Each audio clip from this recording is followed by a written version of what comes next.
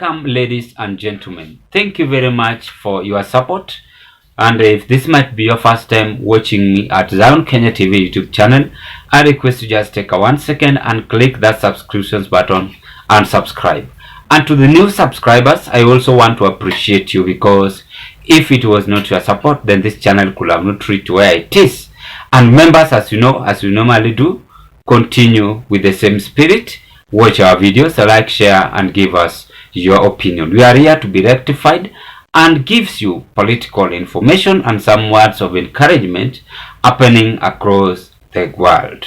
Ladies and gentlemen, Kimani ICHUNGWA seems to have experienced hostile ground in central politics. The reason why I'm saying this is because Kimani ICHUNGWA today have been heckled while he was trying to test the litmus paper, I can use that term, on William Samoei Ruto's side. And according to my observation, I'm seeing the head of state have lost ground in central region.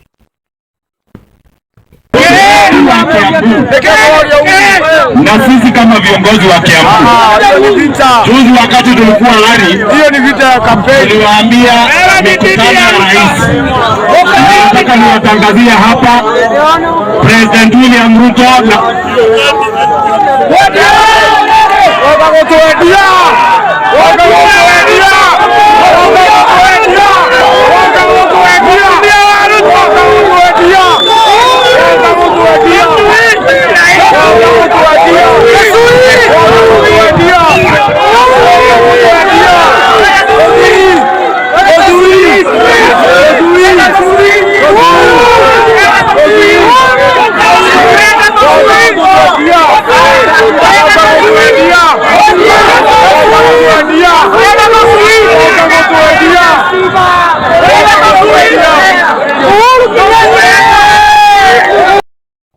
As you've listened to whatever have taken place in KIAMBU, as the current government is using state machineries to ensure that the current boss of the country retain his seat in 2027, things are not normal, because the people themselves have realized that they have been cheated for long. And as Ruto and his team settle in government, but being seen as enemy by the people, underline that, and we saw Uhuru Kenyatta's firmness as these people were heckling using Uhuru Kenyatta's name in front of Kimani ICHUNGWA. This is the hostile ground now Kenya Kwanza is experiencing. The majority leader have been heckled and embarrassed in public. As when we recall, the central people voted against Raila because they were not having interest on Raila Amolo Odinga, if you can recall. They actually hated Raila. And in that video, if you listen to it attentively, you will hear the name Raila have been mentioned. You will hear Uhuru Kenyatta's name is being mentioned severally. Now, we want to articulate and have some political discussion on this move. Number one, once the central people have known the truth, then it is going to be difficult for President William Samoei Ruto to come back again and convince the people of Central. The reason why I'm saying this is because Ruto is now using, as I have said, state machineries, politicians like Kimani ICHUNGWA, Ndini Nyoro, and Wamatangi, plus the rest, is trying to convince them to campaign for him, to test whether these people will still go back for him when it's come to 2027 general election. And that is the move.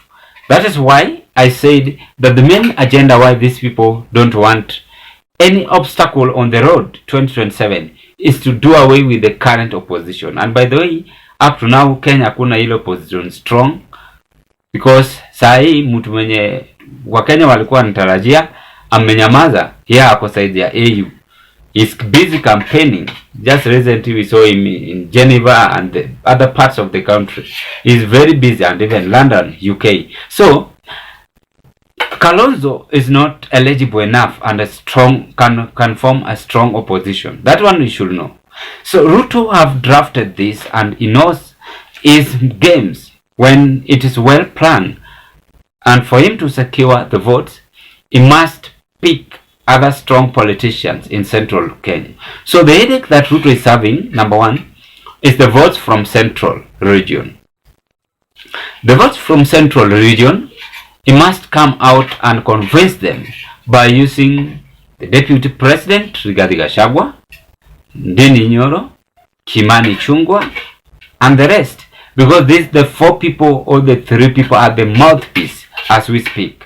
So if they are the mouthpiece as we speak, this gives William Samoei Ruto room to arrange and ensure that they agreed with the people on the ground. But we are seeing is getting it hectic as the people whom he sends are being heckled, they are being returned. What message can you tell to the head of state? Number one, the message appears here very strongly that he needed to go back and convince these people. And again, these people have realized that they have been cheated, cornered, or conned for a long time. But by the way, for the central people to heckle you, it is very unfortunate. Just a few days ago, this is not the first time we are seeing UDA people are being heckled. Tuliona Rigathi Gachagua anasema kwa clip, kama mfalme ako area, muachane na hii tabia ya kumpigia mfalme kelele. That is how he emphasizes and embraces William Samoei Ruto. So Rigathi Gachagua also fear this move, and as Kiambu people resident turn out in large number to heckle Kimani Ichung'wah. Why do you think Kimani Ichung'wah have been heckled? It's because he's illegally campaigning for Ruto. Because right now, si mambo ya siasa. Lakini what do you see? He have been sent by the president to test whether these people are still behind him. Not only Kimani Ichung'wah, we know several leaders in central Kenya who have been sent by the president to campaign for him. And as you know, politicians always plan their things earlier before. Wewe ukiingia kwa kura, for instance 2026, God willing, utafikiria ndio wameanza kukampeni. Hapana, hii ndio sasa time ya kukampeni kama ujui. And that is whatever we are seeing. Uhuru Kenyatta's name is being mentioned. And that one takes us to the last analysis or observation on that picture.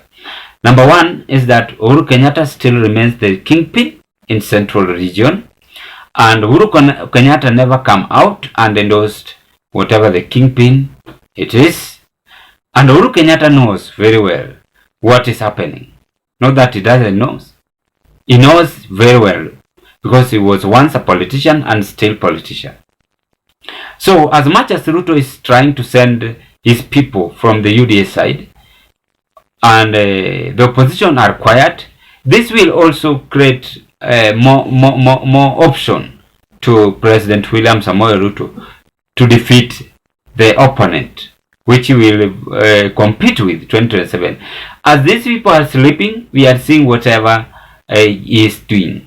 As much as the ground is hostile, the stress of him is that will he get the votes which he got 2022. So that is his aim, and he is using Kimani Ichung'wah plus others with any means to ensure he retain his seat. Ladies and gentlemen, what can you say on this, as Kimani Ichung'wah today have received hostile ground in the Republic of Kenya? Politics is always interesting if you understand it. Again, it is well planned, drafted. I will keep on saying this, for any politician to achieve whatever he or she wants.